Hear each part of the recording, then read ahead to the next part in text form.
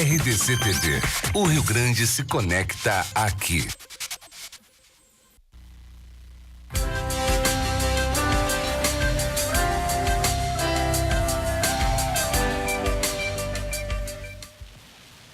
Nossas histórias conta hoje a história de João Carlos Brum Torres.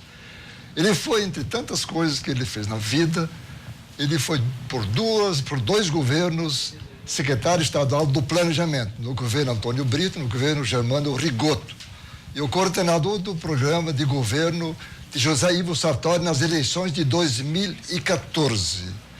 Nessas eleições ele rompeu com o MDB, anunciando sua saída do partido pelo excessivo engajamento do partido na candidatura de Jair Bolsonaro. Passada uma semana, o que se pode dizer do resultado das eleições, em nível nacional e em nível local?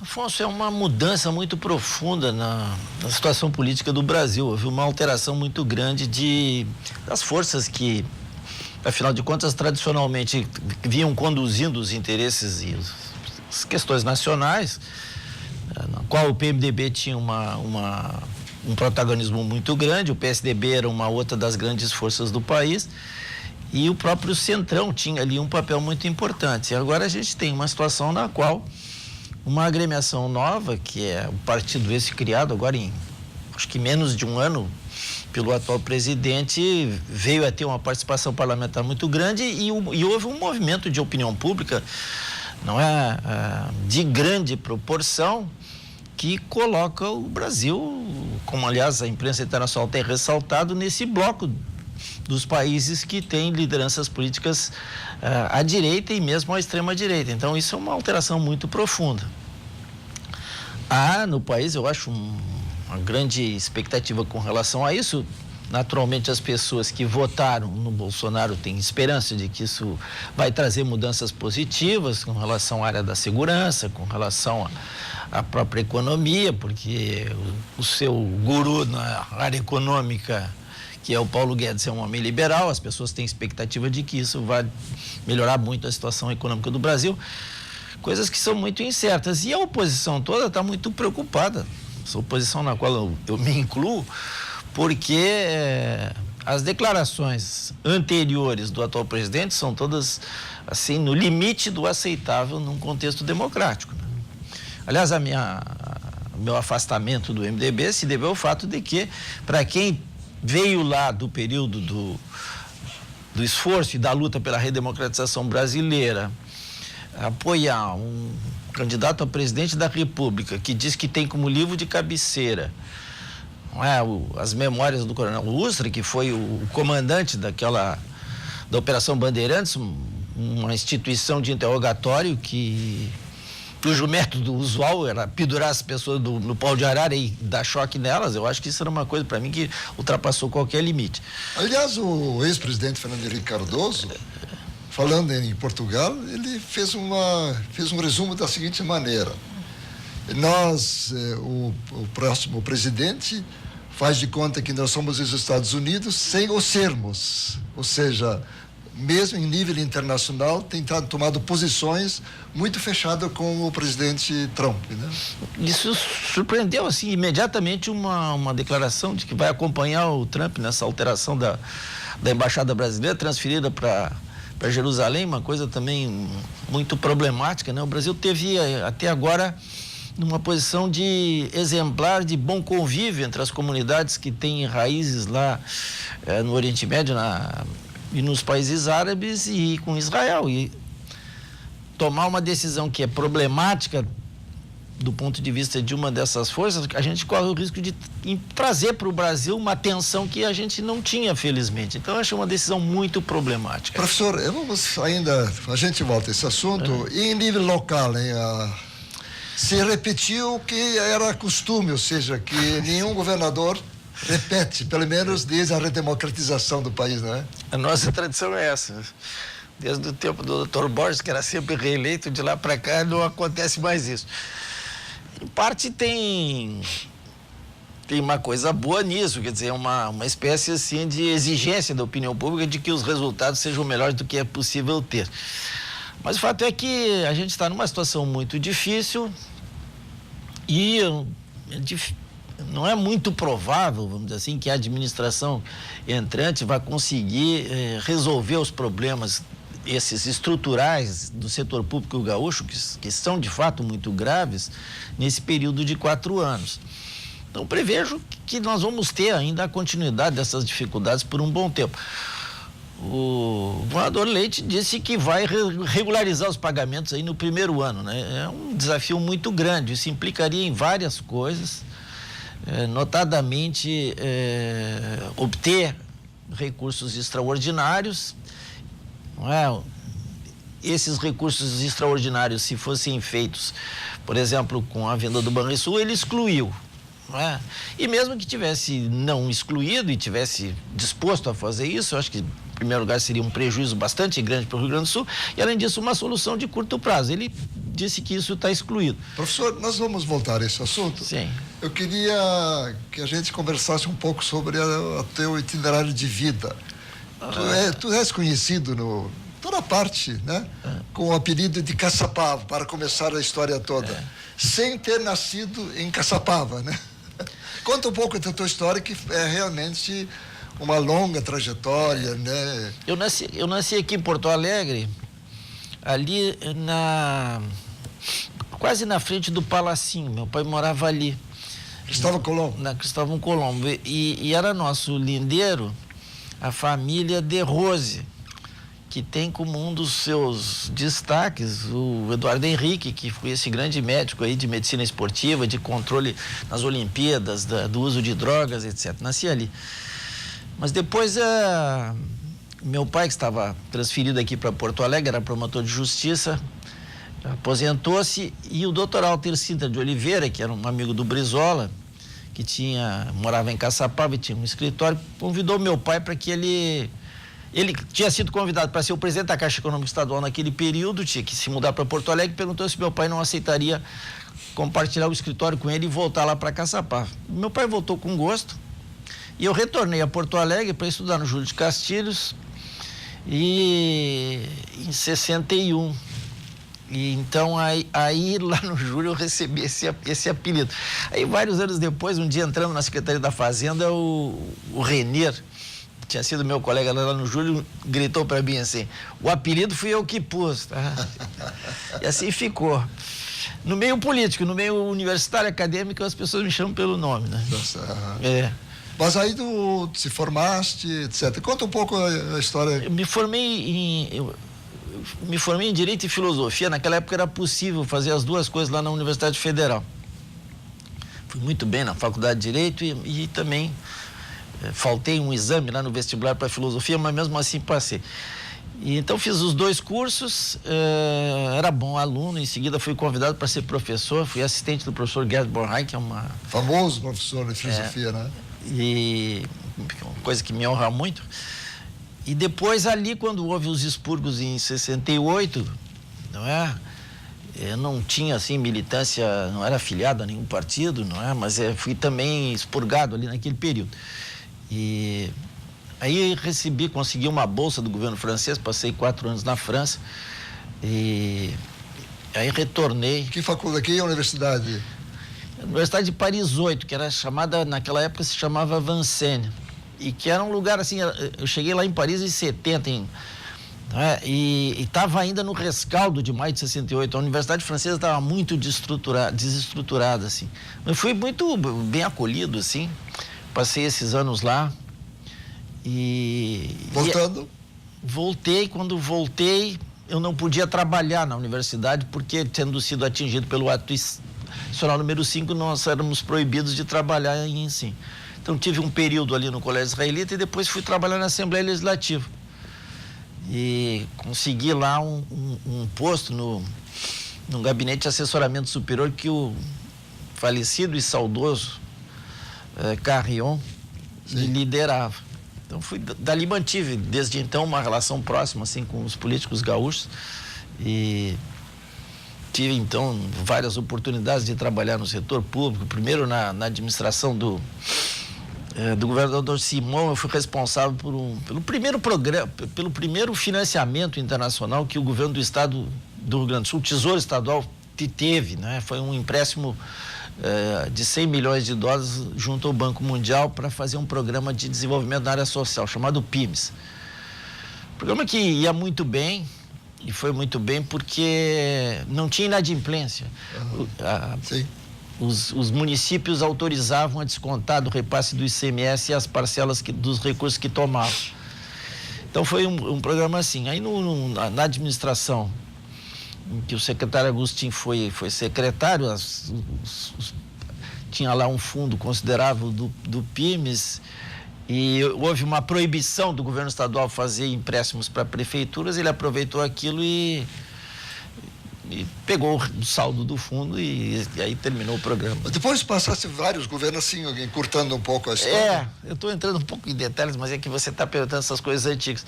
Sim, depois aí trabalhei na campanha, trabalhei um período, sabe, foi uma coisa, isso é um episódio interessante. Eu trabalhei durante 11 meses na administração do Tarso Genro. Sim. E a minha posse tem uma foto, até que não trouxe aqui, mas é uma foto interessante porque tem muitas pessoas de muito relevo na história política do Rio Grande do Sul que estavam lá nesse ato de posse. Secretário de Captação de Recursos, é isso? Não pela minha pessoa, mas pelo fato de que era uma coisa inédita naquele momento de grande tensão entre o MDB e o PT, ter aquela situação estranha, né? Então estava lá o governador Simão, estava por uma casualidade, estava o Lula, estava o Olívio, estava o Tarso, estava o Fortunati, o Elgio Trindade, enfim, estava o João Gilberto. Foi um acontecimento aquilo ali. Mas aí depois o Brito, quando foi candidato, me disse, olha, está na hora de tu voltar, estamos precisando de ti e tal. Aí voltei. Depois voltou para o Rigoto também, não é? E depois voltei no período do Rigoto. Foi uma experiência assim muito importante na minha vida, e por isso que me custou também essa desvinculação com o MDB, porque afinal de contas isso fez muito, assim, uma parte importante da minha história pessoal. Mas para quem vem lá daquele período lá digamos, da luta pela redemocratização, ter um candidato tão à direita assim me pareceu que é um pragmatismo inaceitável. Voltaste à universidade, te aposentaste e hoje trabalhas em quê? Eu voltei à universidade com a lei da anistia, lá em 79. Aí eu voltei lá para a URGS e me aposentei lá, e depois, nesses últimos anos, tive uma oportunidade de trabalhar na Universidade de Caxias e lá estou.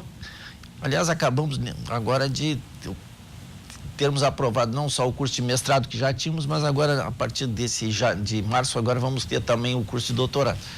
João Carlos, nós vamos fazer um intervalo e na volta nós vamos entrar um pouco mais dentro dos governos, novos governos estadual e federal. Antes disso, eu tenho um recado da Unicred, em forma de pergunta. Por que alguém precisa perder para o outro ganhar? A Unicred tem essa resposta. Chegou a hora de derrubar essa lógica e enxergar mais as pessoas por trás dos números. É por isso que a Unicred quer construir uma outra realidade, em que a cooperação exista sem o individualismo, a riqueza sem a miséria, o sonho sem a desilusão. Esse é o propósito, criar um mundo de prosperidade sem perdedores. Se você também acredita nisso, faça parte da Unicred e experimente a força de uma instituição financeira cooperativa que trabalha para que todo mundo prospere e vença. Unicred, é assim que vamos transformar o futuro. Nossas histórias. Oferecimento Unicred. Por que alguém precisa perder quando todos podem ganhar? A Unicred tem esta resposta. Nós estamos conversando com o cientista político e professor João Carlos Brum Torres. Nós já conversamos um pouco sobre as eleições, o resultado das eleições. Vamos aprofundar um pouco agora, inclusive em nível nacional surgiram já alguns ministros, super-ministros, né? Que deve ter algum significado, né? E em nível local estão começando hoje as primeiras tratativas entre os dois governos, o que sai e o que entra, né? Em nível nacional, começando. Afonso, acho que nós vamos entrar num período assim de mudanças profundas e também de tensões grandes, eu acho, não é? Essas primeiras medidas que o presidente eleito tem anunciado já são problemáticas. Essas alterações assim de grande profundidade na política externa já é um sinal. Essa decisão de compor o ministério com essas figuras todas anunciadas como sendo superministros, faz prever uma coordenação de governo complicada. O trabalho do deputado Onyx vai ser difícil, porque terá que articular, né, essas personalidades que vão estar investidas de uma força política muito grande. Há certos ruídos, assim, que já começam a aparecer desde o primeiro dia. Por exemplo, assim, as iniciativas com relação à reforma da Previdência. O deputado Onyx disse aqui em Porto Alegre que achava que isso deveria ficar para depois da posse. O presidente divergiu, disse que não é, que ele vai, pelo menos uma parte da reforma, ele vai fazer em acordo com o atual presidente, com o Michel Temer. Então, isso já é um sinal, assim, de que essas coisas vão ser difíceis, né? Também tem já uma divergência de opinião com relação à conveniência de reestabelecer a CPMF ou não, que a equipe do Paulo Guedes cogita. Enfim, inclusive, quem participa dessa discussão anterior de montagem do governo é o Marco Sintra, que é o, digamos assim, o idealizador do imposto único, né? Então é uma coisa assim que a gente prevê assim bastante incerteza, eu acho, e uma coordenação de governo assim bastante complicada. E, por outro lado, tem um sentimento oposicionista muito forte, não é? Porque as declarações anteriores e o tipo e o perfil político que o novo presidente tem, ele é muito agressivamente apresentado. E o governo, então, está nessa situação. Toda hora ele tem que dizer, não, mas não foi bem assim. Não, eu disse isso, mas não foi naquele contexto. Estão tirando fora. Quer dizer, então, é uma situação onde, digamos assim, os elementos para criar tensão e contestação são muitos. Tá? Mas, professor, eu até refletindo um pouco, até escrevi sobre isso no Jornal do Comércio hoje. Ele também, com os dois superministros, será que ele não criou uma espécie de guarda-chuva? Ou seja, o mercado não vai poder discutir porque tem um representante dele liberal, ao extremo, tanto que alguns liberais estão achando que ele pode acabar com a ideia de que seja um bom conceito, né, no Brasil. Por outro lado, o ex-juiz Sérgio Moro tem toda digamos assim, uma áurea também. Então, a ideia que para alguns passa é de que ele criou os guarda-chuvas de maneira que as críticas, os ataques não sejam tão fortes contra ele, presidente, que ele tem um anteparo. Será que se pode pensar em uma coisa dessas? Não, acho que sim, Afonso, acho que nesse ponto tens razão, mas a questão é a seguinte, ele tem os anteparos, mas ele tem que tomar posição, em mais de um caso ele já tem tomado. E aí, digamos assim, a proteção funciona só num primeiro momento, num primeiro nível. No segundo momento, as questões, como sempre, vão acabar refletindo se rebatendo em cima do presidente. Mas eu acho o seguinte, quer dizer, do ponto de vista do mercado, os nomes são nomes que foram bem recebidos. O Paulo Guedes é considerado, formado em Chicago, é um economista assim, respeitado, teve lá no Banco Pactual, enfim, é uma pessoa que as pessoas conhecem. Mesmo assim, ele teve já uma altercação com o Pércio Arida, não é? Que era o economista do Alckmin, e contestações ali. Seja como for, eu não estou dizendo que você não está errado, eu acho que está errado. Eu acho que, de fato, isso é um nome que é bem aceito pelo mercado. O que se pode questionar é que ele não tem experiência do setor público. Nenhuma, né? Zero. E o Moro, bom, fez uma aposta assim ele já era um magistrado engajado politicamente, né? E então assumiu, eu acho que agora um lugar que é mais adequado para quem é alguém que toma decisões baseadas nas suas convicções políticas. Ele teria inclusive retirado quem poderia, digamos, ter um embate forte nas eleições, que é o ex-presidente Lula, né? Eu acho que, pois é. e interveio ali mais de uma vez, assim, toma decisões, por exemplo, assim, a divulgação na data em que ele fez da parte da delação premiada do Palocci, evidentemente aquilo foi uma decisão jurídico-política, é o mínimo que se pode dizer. Então, eu acho que agora, como ministro, eu acho que ele está numa posição mais adequada e eu acho que ele é um homem capacitado para fazer coisas. Então, se ele assumir, por exemplo, uma coisa que eu acho que é vital para o Brasil, que é enfrentar o crime organizado, não é? E agora já anunciou uma medida que seria importante, de que esses controles de movimentação financeira da COAF passariam para o ministério dele. Eu acho que são medidas importantes realmente para fazer acontecer uma coisa que o Brasil todo espera, independentemente da opinião que se tenha por esse governo. Quer dizer, a questão da segurança no Brasil é uma questão vital e não tem um Estado que mereça o nome de Estado que não tenha como seu primeiro compromisso manter a ordem, não é? Professor, vamos... pena que o tempo em televisão corre muito. E em nível local, né? Qual a tua expectativa aí do que possa acontecer, etc. Ele, inclusive, vai ter que recomeçar algumas negociações com o governo federal em relação à dívida, nossa dívida, enfim. Não sei como vai ser a conversa de hoje. Ele, durante a campanha... o governador Leite disse que ele que ele é favorável ao acordo com a União. Eu tenho muitas dúvidas com relação a esse acordo, eu pessoalmente, mas acho que é uma coisa que se compreende na situação de dificuldade muito aguda, fazer qualquer coisa que dê um respiro. O governador que está lá tendo que tomar decisões dia a dia, atrasando o salário há mais de 30 meses. Então, é claro que a pressão para que você aceite qualquer acordo que alivie essa situação por um período é quase irresistível. Mas ele disse que gostaria de alterar, não é, digamos, as cláusulas, algumas cláusulas pelo menos significativas desse acordo. Então, imagino que se ele mantiver a posição da campanha, isso deverá ter que só assinar mesmo finalmente depois da sua posse, quando ele então terá condições de interlocução direta com o governo federal a respeito disso e com o novo governo federal. Então pode ser que se crie ali uma situação nova. Eventualmente, feito este acordo, quem sabe possa ser feito algum empréstimo em condições extraordinárias.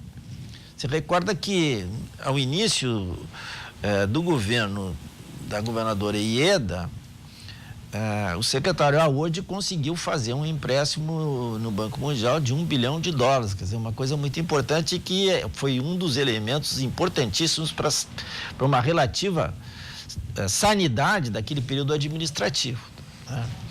Então,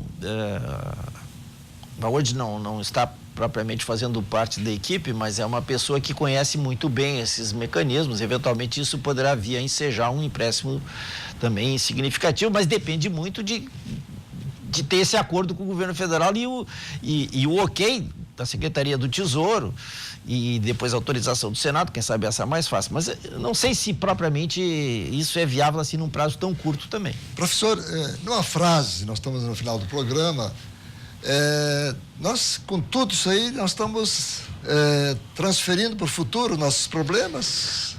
Essas soluções são todas soluções assim de curto prazo, né? Quer dizer, mesmo que você faça um empréstimo, ou você faça uma venda, digamos assim, de parte da Banrisul Cartões, por exemplo, são soluções assim que te dão um fôlego aí por 2 anos, 3 anos, mas é uma situação que estruturalmente nós temos o seguinte, quer dizer, quando você tem uma folha de pagamentos na qual a folha de inativos é maior que a de ativos, isso é uma questão que só vai se resolver no tempo.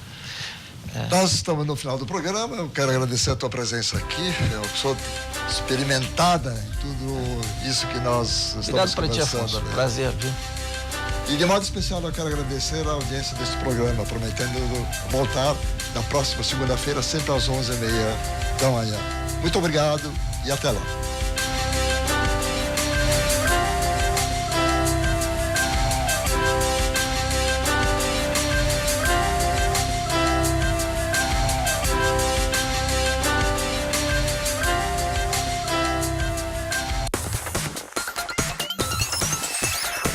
RDC TV. O Rio Grande se conecta aqui.